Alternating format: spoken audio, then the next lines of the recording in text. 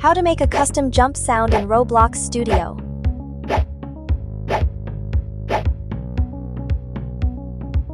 Add local scripts to starter character scripts.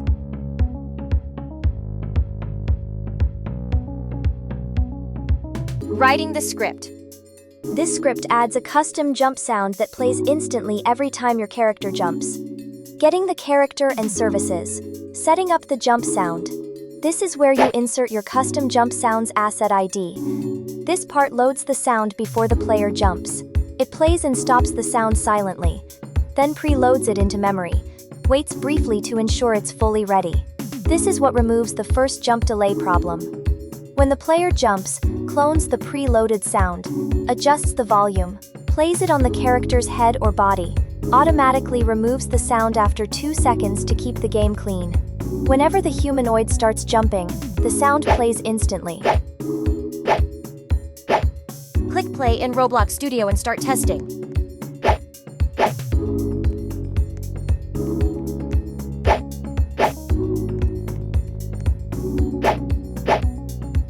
You're now equipped to start coding in Roblox Studio. Let your creativity run wild and see what you can build.